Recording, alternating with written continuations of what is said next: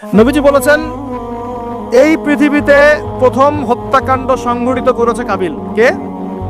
সে একজন নবীর সন্তান না, নবীর ছেলে হয়েও।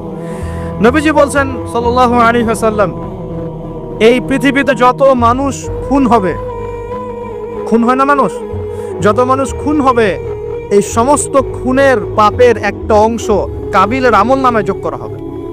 বলে নাউজুবিল্লাহ।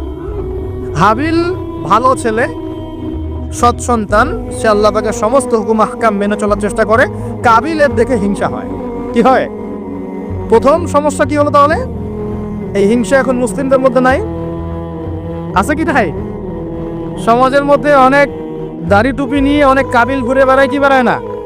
দেখতে মনে হয় আমাদেরই মতো, কিন্তু আমরা মানে মরলে মিলাদ দিবে, ভাবতে এরকম। হ্যাঁ, দেখা যায় যদি কোনোদিন কোনো সমস্যা হয় মিষ্টি বিতরণ করা শুরু করবে। এক মুসলমান ভাই জেলে চলে গেছে, আর একজন মিষ্টি বিতরণ করা শুরু করতেছে। এই হয়েছে না অবস্থা? হয়েছে কি না? এখানে কাবিল আর হাবিলের সেই হিংসা আছে কি নাই? এখন আল্লাহর শাস্তি কি হলো দেখেন। এবার কাবিল তো হাবিলকে হত্যা করে ফেললো, ব্যাস আল্লাহ রাব্বুল আলামিন কাককে পাঠালেন। কাকে? কাক এসে ঠোঁট দিয়ে মাটি খুঁড়ে খুঁড়ে খুঁড়ে দেখাচ্ছে কিভাবে হাবিলকে দাফন করবে। বেচারা কাবিলের জানা নাই কিভাবে ভাইকে এখন দাফন করব। ওই কাকের কাছ থেকে শিখতে হলো যে কিভাবে মৃত ভাইকে দাফন করতে হয়। এখন দেখেন ওই কাক খুব প্রাচীন প্রাণী, কিন্তু কাক হচ্ছে একটা প্রাচীন সৃষ্টি আল্লাহ পাকে। আল্লাহ কাককে পাঠিয়ে দিয়েছেন, দিয়ে মাটি খুঁড়ে দেখিয়েছেন যে দেখো এইভাবে কি করতে হয়, দাফন করতে হয়। একটা কাক যদি মারেন, দেখবেন পুরো এলাকার কাক এসে জড়ো হয়ে গেছে। দেখছেন? কাক কিন্তু ইতিহাসে প্রথম খুনাখুনি সাক্ষী কাক। বুঝতে পারছেন না মনে হয়? মানব সৃষ্টির ইতিহাসে প্রথম যে খুনাখুনি, ভাইয়ে ভাইয়ে যে মারামারি, এই খুনাখুনির প্রথম সাক্ষীকে কাক। চিন্তা কর, আল্লাহ আমাদেরকে প্রকৃতি থেকে শেখার তৌফিক দান। কাক নিজের ভাইয়ের গোশত খায় না? খায়। এখন মুসলমানের গোশত খায়। এক মুসলমান বিপদে পড়লে অন্যটা মিষ্টি বিতরণ করা শুরু করে। কিভাবে তার মানহানি করবে, কিভাবে তাকে অপমান করবে, কিভাবে তার বিরুদ্ধে ষড়যন্ত্র করবে, কিভাবে তাকে ফাঁসাই দিবে, এই চিন্তাই অলওয়েজ মাথায় ঘোরাফেরা করতেছে। হাবিল কাবিলের কারণে প্রথম এই যে হাবিল কাবিলের ঘটনার প্রেক্ষিতে আল্লাহ পাক কি করেছেন শোনেন। আল্লাহ পাকের শাস্তিটা নেমে আসলো। কাবিল কিন্তু জাহান্নামে যাচ্ছে। কেন? ভাইকে হত্যা করার কারণে। আল্লাহ পাকের কাছে সবচেয়ে মারাত্মক পাপ হচ্ছে মানুষকে হত্যা করা। শিরকের পর, কুফুরের পর মারাত্মক পাপ হচ্ছে মানুষকে হত্যা করা। আল্লাহ রাব্বুল আলামিন তার নবীর মাধ্যমে জানিয়েছেন, একজন ব্যক্তি যদি লা ইলাহা ইল্লাল্লাহ বলতে পারে, এই একজন মুসলিম যে লা ইলাহা ইল্লাল্লাহ বলে, সে বেঁচে থাকা পর্যন্ত আল্লাহ পাক কিয়ামত দিবেন ইনশাআল্লাহ। একজন মুসলমানের কত দাম চিন্তা করেন, কত দাম! আল্লাহু আকবার। তো এখানে একজন মুসলিমকে হত্যা করলো কে? কাবিল। কাবিলের আমল নামে সব পাপ যেটা থাকলো, তার মানে আল্লাহর আযাব আসার প্রথম কারণ কি হলো? হিংসা। কি কারণ? অতএব হিংসা করতে থাকলে আল্লাহর শাস্তি কি হবে? আসবে। প্রিয় ভাই, আমি তো রিকোয়েস্ট করতেছি আপনাকে, আমি তো আপনাকে শাসন করতে আসি নাই। আমি এসেছি আপনাকে আল্লাহ চেনাতে, আমি এসেছি আপনাকে রাসূল চেনাতে, কোরআন চেনাতে। আপনি মদের দোকান দিয়েছেন, যত মানুষ মদ খাচ্ছে সমস্ত গুণ আপনার আমল নামে যাচ্ছে। একটা হারাম সিনেমা হল করেছেন, যত মানুষ এখানে সিনেমা দেখছে সমস্ত পাপ আপনার হচ্ছে। একটা তামাকের কারখানা দিয়েছেন, সবাই হারাম খাচ্ছে, আপনার গুনাহ হচ্ছে। সুদ ছড়িয়ে দিয়েছেন, নিজে খাচ্ছেন, এখন সবাইকে খাওয়াচ্ছেন, গুনাহ হচ্ছে আপনার। সবার গুনাহ আপনার ঘাড়ে এসে যুক্ত হচ্ছে।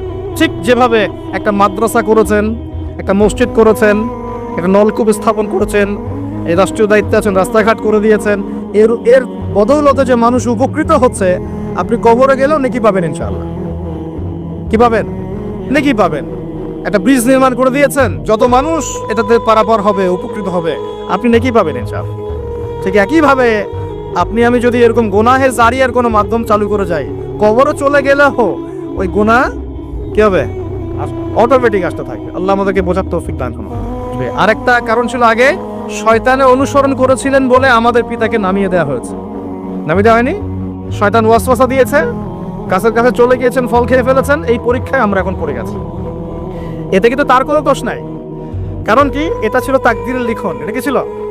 তাকদীর আগে থেকে লেখা ছিল যে আল্লাহ পাক পৃথিবী সৃষ্টি করবেন এবং এখানে মানুষকে পাঠাবেন। এটা আল্লাহ পাকের আগেই পরিকল্পনা ছিল। এটা ছিল একটা পরীক্ষা, এই দুনিয়ার জীবনটা পরীক্ষা। এরপর আরো সামনে যান, এবার আসেন নূহ আলাইহিস সালাম, নাম মনে আছে? 950 বছর তার কওমকে দাওয়াত দিয়েছেন। কত বছর ভাই? একটু চিন্তা করেন তো, চোখ বন্ধ করে 950 বছর কতদিন হতে পারে? 950 বছর মানে প্রায় 1000 বছর। প্রায় 1000 বছর তিনি তার কওমকে দাওয়াত দিয়েছেন। কিভাবে? আমাদের মতো ওয়াজ মাহফিল না, দাওয়াত দিয়েছেন। তিনি বলছেন ইন্নী দাআউতু কওমি লাইলা ওয়া নাহারা, আল্লাহ আমি আমার কওমকে দাওয়াত দিয়েছি দিন রাত 24 ঘন্টা। এটা সূরা নূহের মধ্যেই আছে, দেখবেন পড়ে। ওয়ালাম ইয়াজিদহুম দুআই ইল্লা ফিরারা, আমার দাওয়াত শুনে এরা খালি পালিয়ে গেছে আমার থেকে, কাছে আসে নাই, খালি পালিয়ে গেছে। কান বন্ধ করে ফেলতো, কাপড় দিয়ে মাথা ঢেকে ফেলতো, আর আমাকে বলতো পাগল। কি বলতো? পাগল। নূহ আলাইহিস সালামকে আল্লাহ পাক তারপরে বললেন তুমি একটা কাজ করো, তুমি নৌকা নির্মাণ করো। কি করো? এই যে নৌযান নির্মাণ করা, এই সারা পৃথিবীর বাণিজ্য বন্ধ হয়ে যাবে যদি নৌযান না থাকে। জানেন, এই যে এক্সপোর্ট ইম্পোর্ট শিপিং সব বন্ধ হয়ে যাবে কিভাবে? যদি নৌযান না থাকে। আর এই নৌযান সর্বপ্রথম কে সৃষ্টি করেছে? আর এখন আমাদেরকে বলে যে ইসলাম হচ্ছে সেকেলে, না? এরা প্রযুক্তি খুব উন্নয়নে। নূহ আলাইহিস সালাম সর্বপ্রথম মানুষ যিনি এই পৃথিবীর মধ্যে নৌযান নির্মাণ করেছেন। বলে সুবহানাল্লাহ। সভ্যতা শুরু হয়েছে নবীদের হাতে। সভ্যতা কি হয়েছে? নবীদের হাতে শুরু হয়েছে, আর শেষও হবে নবীদের হাতে ইনশাআল্লাহ। কোন নবীর হাতে শেষ হবে? হ্যাঁ, মাশাআল্লাহ, ঈসা আলাইহিস সালামের হাতে। আপনারা তো আমার লেকচার শুনেন না, বুঝতেছেন যে ঈসা আলাইহিস সালাম আসবেন। হ্যাঁ, তিনি আসবেন, এমনি এমনি আসবেন না, তিনি আসবেন এই ইহুদিবাদীদের হাত থেকে এই জেরুজালেম মুক্ত করার জন্য। তিনি আসবেন ইনশাআল্লাহ, অপেক্ষা করতে বলেন খালি। আজকে যে জুলুম আর নির্যাতন সারা বিশ্বে করছে, ঈসা আলাইহিস সালাম যখন আসবেন পাথর পর্যন্ত কথা বলা শুরু করবে। পাথর কথা বলবে, গাছ কথা বলবে। ইয়া মুসলিম ইন্না ওয়ারাল ইয়াহু তাআল ফাকতুলহু, আসো আমার পিছনে একটা লুকিয়ে আছে, আসো হত্যা করে যাও। ঈসা আলাইহিস সালামের হাতে দাজ্জাল মারা যাবে এই যে বাবেলুত নামক জায়গায়। এই বাবেলুত জায়গাটা এখন প্যালেস্টাইনের মধ্যে পড়েছে, ওইখানে দাজ্জালকে মারা হবে। ঈসা আলাইহিস সালামের নিঃশ্বাস তার গায়ে গিয়ে লাগবে, ও মারা যাবে। ঈসা আলাইহিস সালামের দোয়া ইয়াজুজ আর মাজুজের ধ্বংস হবে। ঈসা আলাইহিস সালাম জেরুজালেম থেকে পুরো বিশ্বে আবার ইসলামিক খেলাফা কায়েম করবেন ইনশাআল্লাহ। এটা না হওয়া পর্যন্ত কিয়ামত হবে না ইনশাআল্লাহ তাআলা। অতএব হতাশ হওয়ার কিছু নাই। তো যেটা বলছিলাম, সভ্যতা শুরু হয়েছে নবী দ্বারা, শেষ হবে কার হাতে? নবীর হাতে। এখন নূহ আলাইহিস সালাম 950 বছর দাওয়াত দিয়ে কি ফলাফল হলো? 40টা বা 80টা পরিবার ইসলাম কবুল করেছে। কতটা? এখানে তো আপনারা মাশাআল্লাহ হাজারো মানুষ বসে আছেন, কথা শুনছেন, সৌভাগ্যের বিষয়। সারা জীবন দাওয়াত দিয়ে 40 বা 80টা ফ্যামিলি। আল্লাহ পাক বললেন নৌযান নির্মাণ করো, আমার আযাব আসতেছে। কি আসতেছে? আযাব আসতেছে। কেন আযাব? কারণ এই মানুষগুলো, নূহ আলাইহিস সালামের কওমের লোকগুলো একটা মহাপাপ করেছিল। তারা ওয়াদ্দা, ইয়াগুস, ইয়াউক, নাসর এরকম কিছু মূর্তি বানিয়ে নিয়েছিল, এবং এই স্ট্যাচুগুলো তারা ওয়ার্শিপ করতো, উপাসনা করতো। এমনি এমনি উপাসনা করতো না, আপনাকে বুঝাচ্ছি। প্রথম যে প্রজন্মটা ছিল ওদের, ওই প্রজন্মকে শয়তান ওয়াসওয়াসা দিয়েছে কি, যে এই ওয়াদ্দা, ইয়াগুস, ইয়াউক, নাসর এই যে নামগুলো সূরা নূহে আছে, এই ব্যক্তিরা ছিল খুব পুণ্যবান সৎ ব্যক্তি, তারা খুব ভালো আল্লাহওয়ালা ছিল, আল্লাহর ওলি ছিল। শয়তান ওয়াসওয়াসা দিয়েছে তোমরা এই তাদের মূর্তি নির্মাণ করে মসজিদের বাইরে রেখে দিবে। মসজিদের কোথায়? বাইরে। যাওয়া আসার সময় ওদেরকে দেখলে একটা মানে উৎসাহ আসবে যে আমরাও তাদের মতো হই। শয়তান এইভাবে নেক্সট শুরুতে ধোঁকা দিয়েছে। ওই জেনারেশন এই কাজটাই করেছে। এরপর আরো 100-200 বছর চলে গেছে, শয়তান এবার পরের জেনারেশনকে ওয়াসওয়াসা দিয়েছে, আরে তারা তো অনেক বড় বড় মানুষ ছিলেন, এখন মসজিদের বাইরে না, ওদেরকে ভিতরে ঢুকাও। এবার তারা ওই মূর্তিগুলো সব ভিতরে ঢুকানো শুরু করেছে। এটা হিস্ট্রি পড়ে দেখেন, তাফসির আছে, জালালাইন পড়ে দেখেন, ইবনে কাসির পড়ে দেখেন। তো এবার তারা ঢুকালো ভিতরে, সেজদা করছে না কিন্তু মূর্তিতে, তারা খালি রেখে দিয়েছে ভিতরে, যে তাদেরকে দেখবো, দেখে আমার ইবাদতে মনোযোগ আসবে। উদ্দেশ্য কিন্তু ভালো, উদ্দেশ্য কি ভালো। এবার এই প্রজন্ম যখন চলে গেল, পরের প্রজন্মকে শয়তান বলছে আরে তারা আল্লাহর ওলি ছিল, তাদের কাছে চাইলেই পাওয়া যাবে। এবার সরাসরি সেজদা শুরু হলো মূর্তিতে। এইভাবে গ্র্যাজুয়ালি আস্তে আস্তে আস্তে আস্তে শয়তান প্রথম মূর্তি পূজা চালু করেছে বিশ্বের মধ্যে। বুঝলেন কিভাবে? নেক্সট শুরুতেই ধোঁকা দিয়েছে শয়তান। আমরাও এখন মুসলমানরাও সুবহানাল্লাহ, আমরাও এখন এগুলোর পিছনে পড়ে যাচ্ছি, পড়ছি না? সবার ঘরে ঘরে ছবি, মূর্তি এখন, সুবহানাল্লাহ। আর এই যে আমাদের সেলফি সংস্কৃতি, এটাও তো একটা মূর্তির অংশ হয়ে যাচ্ছে। প্রয়োজনীয় ছবি তোলা যায়, অপ্রয়োজনীয় ছবি তোলা কি দরকার আছে? মুসলিমরা কি করবে? আসসালামু আলাইকুম রহমতুল্লাহ, ওয়ালাইকুম আসসালাম রহমতুল্লাহ, মুসাফা করবে। মুসাফা থেকে ফারাই হওয়ার আগেই গুনাহ সব ঝরে পড়ে গেছে। এইটা সুন্নত। ভাই তাকান, দুই তাকান, ভাই হুজুর তাকান, কি দরকার আছে এগুলা? প্রয়োজন নাই। আর এগুলো আমাদের পরকালে বাঁচাবে না। পরকালে বাঁচাবে যে নবীর যত সুন্নত অনুসরণ করবে সে নবীর তত কাছে থাকবে। তো দেখেন, নূহ আলাইহিস সালামের সবচেয়ে বড় পাপ কি ছিল? ওই কওমের, নূহ আলাইহিস সালামের কওমের সবচেয়ে বড় পাপ কি ছিল? শিরকের পাপ। কিসের পাপ? শিরক আর কুফর। এর ফলে আল্লাহ পাক কি করলেন দেখেন। এরপর আল্লাহ পাক বলছেন, তুমি সবগুলোকে এক জোড়া করে উঠাও নৌকায়। এখন যত এই যে প্রজাতির গাছপালা দেখছেন, পশু পাখি দেখছেন, সব এক জোড়া করে তিনি উঠালেন। কোথায়? তাহলে চিন্তা করেন নৌকাটা কত বড় ছিল, বিশাল। আল্লাহু আকবার। সব এক জোড়া করে উঠালেন। এরপর আল্লাহ রাব্বুল আলামিন বলছেন যে ফারাতান নূর, একদম মাটি ফেটে থলথল করে পানি বের হওয়া শুরু হলো। আসমান থেকে প্রবল বৃষ্টি বর্ষণ শুরু হলো। আল্লাহ সূরা হুদের মধ্যে বলছেন যে বৃষ্টির ফলে স্রোতগুলো এত উঁচু ছিল যে পাহাড়ের উপর দিয়ে উঠে যাচ্ছিল স্রোতগুলো। পাহাড়ের উপর দিয়ে পানির স্রোত যাচ্ছে। আর এই সময় নূহ আলাইহিস সালামের এক ছেলে, তার 4 ছেলে ছিল। কয় ছেলে? এক ছেলের নাম হচ্ছে হাম। হামের বংশধর হচ্ছে এই যে আফ্রিকান মানুষরা, কালো চামড়ার মানুষরা হামের বংশধর। এক ছেলের নাম শাম। শামের বংশধর হচ্ছে আরবরা, এই যে আরব পেনিনসুলা যারা থাকে এরা শামের বংশধর। এক ছেলের নাম ইয়াফাস। ইয়াফাস হচ্ছে ইউরোপিয়ান যারা, পশ্চিমরা, এরা ইয়াফাসের বংশধর, রোমানরা। আরেক ছেলের নাম হচ্ছে কেনান। কি নাম? এই কেনান ওই পাহাড়ে উঠে বলছে যে পাহাড় আমাকে বাঁচাবে। কে বাঁচাবে? পাহাড়। আমার দরকার নেই ওঠার, তুমি যাও গা, পাহাড় আমাকে বাঁচাবে। নূহ আলাইহিস সালাম বলছেন যে আল্লাহ, আমার ছেলে, আমার আহল, বাঁচাও তাকে। আল্লাহ পাক বলছেন এরপর বিশাল এক ঢেউ আসলো, বাবা আর ছেলের মাঝখানে আড়াল করে ফেললো। শেষ নাই, সন্তানের সাথে আর দেখা নাই। নূহ আলাইহিস সালাম কান্নাকাটি করে বলছেন, আল্লাহ ইন্নাহু মিন আহলি, আমার ছেলে আমার পরিবারের একজন, আল্লাহকে মাফ করে দাও। আল্লাহ পাক ধমক দিয়ে বলছেন, লাইসা মিন আহলিক, সে তোমার পরিবারের কেউ না, সে তোমার পরিবারের। আল্লাহর কাছে এইসব বংশ, রক্ত, রং, এসবের কোনো দাম নাই। কিসের দাম আছে? তাকওয়া, ঈমানের দাম আছে। নবীর সন্তান হয়েও যদি ঈমানদার না হয়, আল্লাহ পাক জাহান্নামে দিয়ে দিবেন। কোনো কিছু যায় আসে না আল্লাহ পাকে। আলেমের সন্তান হয়েছেন, এত গর্ব কিসের? নিজের আমল, আকীদা, ঈমান আগে ঠিক করতে হবে। অমুক বক্তার ছেলে, অমুক আলেমের ছেলে, অমুক পীর সাহেবের জাদা, এগুলো দিয়ে পরকালে পার পাওয়া যাবে? নিজের ঈমান আমল ঠিক করতে হবে। নবীর সন্তান পার পাচ্ছে না। বলছেন লাইসা মিন আহলিক, সে তোমার পরিবারের কেউ না। আল্লাহ বলছেন লাইসা মিন আহলিক, সে তোমার পরিবারের কেউ না। আল্লাহ পাক কোনো দয়াই করলেন না এখানে। কুফরের মধ্যে ছিল, ঈমান ছিল না, শিরক করেছে আমার সাথে। কিসের দয়া, কিসের খাতির? তো প্রিয় ভাইরা, এখান থেকে শিখলাম কি? যে নূহ আলাইহিস সালামের যুগে আযাব কি কারণে আসছে? শিরকের কারণে। আগে শিখলাম, প্রথমে মনে রাখবেন, 1 নম্বর শিখেছি শয়তানের তাবেদারি করার কারণে শাস্তি এসেছে, পরীক্ষা এসেছে। 1। 2 নম্বর হচ্ছে হিংসা, হিংসা বিদ্বেষের কারণে কি হয়েছে? আল্লাহ পাকের শাস্তি চলে আসছে। 3 নম্বর, এই যে শিরকের পাপের কারণে কি হয়েছে? আল্লাহর শাস্তি, গজব চলে আসে। আরো সামনে যান, আমি একটু শর্টে শেষ করবো ইনশাআল্লাহ। আরো সামনে যান, এবার আসে আদ জাতি। কি নাম? আদ জাতির লোকেরা অনেক লম্বা চওড়া, এক একজনের দেহের এমন কাঠামো যে পাহাড় কেটে কেটে বাড়ি নির্মাণ করতে পারে। আমরা তো এখন ছোট না সাইজে, এখন এগুলো মানুষের কাছে মনে হয় যে রূপকথা। আসলে রূপকথা না এগুলা, কোরআন বলেছে ওরা এমন শক্তিশালী ছিল, তারা বলতো মান আশাদ্দু মিন্না কুওয়া, কে আছে আমাদের চেয়ে বড় শক্তিশালী। এবার হুদ আলাইহিস সালামকে পাঠানো হলো এদের মধ্যে হেদায়েতের বাণী নিয়ে। তো হুদ আলাইহিস সালাম দাওয়াতি কাজ করলেন, অল্প কিছু মানুষ ঈমানদার হলো, বাকিরা কাফের থেকে গেল। আর যারা কাফের থাকলো তারা বলল যে নিয়ে আসো আল্লাহর আযাব দেখি, কত বড় আযাব আনতে পারো, আনো দেখি।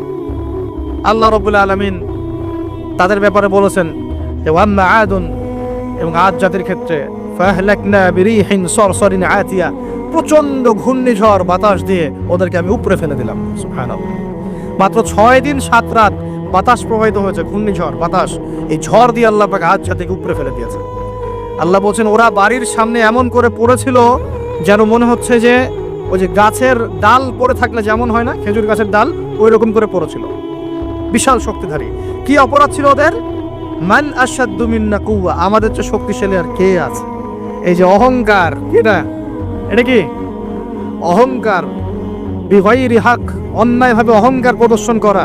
আর শিরক কুফর তো ছিলই, ওটা তো ছিলই, পাশাপাশি এক্সট্রা অপরাধ ছিল অহংকার করা। আরেকটা কাজ করতো ওরা অহেতুক বিভিন্ন কনস্ট্রাকশন নির্মাণ করতো, অহেতুক পাহাড় কেটে ওইটা, এটা কেটে ওইটা, মানে বিভিন্ন সৌধ ভাস্কর্যরা নির্মাণ করা শুরু করতো, অহেতুক কোনো কাজ না, অপচয়। এই অপচয় ছিল ওদের একটা পাপ। এই পাপের কারণে আল্লাহ পাক আদ জাতিকে একটা সমূলে উৎপত্তি করে ফেলেছে, শেষ। এরপরে আসলো সামুদ জাতি। ওই জাতিকে আল্লাহ পাক পাঠালেন ওখানে সালেহ আলাইহিস সালাম। সালেহ আলাইহিস সালাম সেখানে গিয়ে দাওয়াত দিলেন। আল্লাহ পাক দোয়া কবুল করে একটা উটনি পাঠিয়েছেন। এই উটনিটা তোমাদের জন্য বরকত নয়, ওকে টাচ করবে না। ও থাকলে তোমাদের মধ্যে রিজিক প্রশস্ত হবে, তোমরা ভালো থাকবে। এখন ওখানকার মধ্যে এক নেতা, সে গিয়ে ওই উটনিটাকে জবাই করে খেয়ে ফেলছে। কথা বুঝতে পারছেন? আর এভরি তো অহংকার করতোই, শারীরিক শক্তি বেশি ছিল। তারা বলতো, এরাও বলতো মান আশাদ্দু মিন্না কুওয়া, আমাদের যে শক্তিশালী আর কে আছে। হ্যাঁ, আরেকটা কাজ তারা করতো, ওয়াইযা বাতাসতুম জাব্বারিন, তারা মানুষকে খুব নির্মমভাবে প্রহার করত। কি করতো? যে মারামারি করে না এখন মানুষ, নির্মমভাবে মানুষকে মারে না, হকি স্টিক দিয়ে এইখানে সেইখানে, কোনো ক্ষেত্রে রিমান্ডে কি মাইকটা মারা হয়, মারা হয় না। এই যে মানুষকে মারা আল্লাহ পাক খুব অপছন্দ করেন। বিনা বিচারে মানুষকে মারা আল্লাহ পাক কঠিন অপছন্দ করেন। ওই আদ জাতি আর সামুদ জাতি মানুষকে নির্মমভাবে পিটাইত। ওয়াইযা বাতাসতুম, আল্লাহ সূরা আপনার শুআরার মধ্যে বলছেন, ওয়াইযা বাতাসতুম, তোমরা যখন কাউকে পিটাও, বাতাসতুম জাব্বারিন, কঠিন পিটাও তোমরা, কঠিন মায় মারো একদম। আল্লাহ পাক খুব অপছন্দ করেন আদম সন্তানকে হাত তোলা। আর আমরা তো কিছু হলে গালে থাপ্পড় মারি না, এটা করি না? এই হাদিসটাও মনে রাখবেন, মানুষের গালে মারা নিষেধ আছে, জানতেন? মানুষের চেহারার মধ্যে মারা নিষেধ আছে। এই গালে চর মারা, গালে নাকে ঘুষি মারা, এই জিনিসগুলো নিষেধ আছে। কারণ এই চেহারাটা আল্লাহ রাব্বুল আলামিন, মানে আদম সন্তানের এই স্ট্রাকচারটা আল্লাহ রাব্বুল আলামিন সূরা সাদের মধ্যে বলেছেন, খলাকতু বিয়াদাই, আমি নিজ হাতে সৃষ্টি করেছি। সুবহানাল্লাহ। আর সেই মানুষকে তোমরা এমন নির্মমভাবে কেন মারবে? সারা বিশ্বের দিকে তাকায় দেখেন, এখন প্রত্যেকটা জায়গায় রক্ত ঝরছে। কাদের? মুসলিমদের। কাদের? মুসলিমদের। আল্লাহ পাক আমাদেরকে বোঝার তৌফিক দান করুন। আর আল্লাহ পাক কোরআনে কি বলছেন? যদি কোনো মানুষ একজন মানুষের জীবন বাঁচায়, সে যেন পুরো মানব জাতিকে বাঁচালো। এত পছন্দ আল্লাহর কাছে জীবন বাঁচানো। আর কেউ যদি কোনো মানুষকে অন্যায়ভাবে হত্যা করে, সে যেন পুরো মানব জাতিকে হত্যা করলো। আল্লাহ আমাদেরকে হেফাজত করুন। এখন খুন খুব সহজ হয়ে গেছে, মারামারি খুব সহজ হয়ে গেছে। হ্যাঁ, ভাই ভাইকে হত্যা করতেছে, ছেলে বাবাকে হত্যা করতেছে, বোন বোনের সাথে ভাইয়ের দ্বন্দ্ব, ভাই বোন মারামারি, প্রতিবেশী মেয়ে নিয়ে, সম্পত্তি নিয়ে, মাদক নিয়ে, কিশোর গ্যাং নিয়ে, কত কি হচ্ছে এখন। মানুষের জীবন সস্তা হয়ে যাচ্ছে না এখন। আল্লাহ পাক এগুলো কিয়ামতের আলামত। নবী সাল্লাল্লাহু আলাইহি ওয়াসাল্লাম বলেছেন, ওয়াল হারাজ, কিয়ামতের আগে আগে হারাজ বাড়বে। হারাজ, সাহাবীরা বলছেন, মাল হারাজ, হারাজ কি ইয়া রাসূলুল্লাহ? তিনি বলছেন, আল কতল, গণহত্যা বাড়বে, গণহত্যা। কিয়ামতের আগে আগে খালি গণহত্যা বাড়বে। দেখছেন না এখন? সারা বিশ্বের দিকে তাকায় দেখে। যাই হোক, এই আদ এবং সামুদ জাতিকে আল্লাহ পাক ধ্বংস করলেন। এখন সামুদ জাতিকে ধ্বংস করলেন কেন?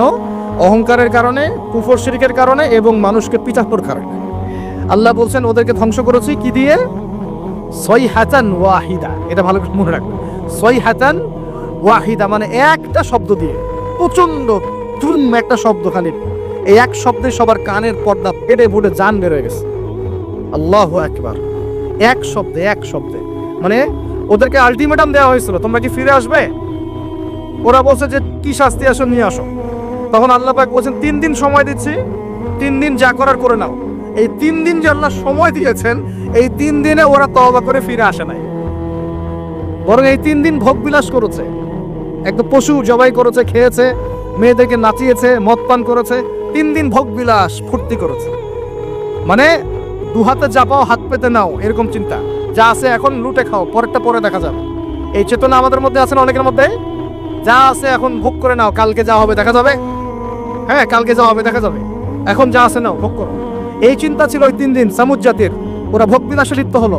হঠাৎ সকালবেলা ত্রুম শব্দ, পুরো বিশ্ব, ওদের পুরো রাষ্ট্রটা কেঁপে উঠলো এবং সবগুলো মারা গেল। একটা শব্দে সব মারা গেল। সূরা কমার পরে দেখেন, সয়হাতান ওয়াহিদা, একটা মাত্র শব্দ দিয়ে আল্লাহ ধ্বংস করেছেন।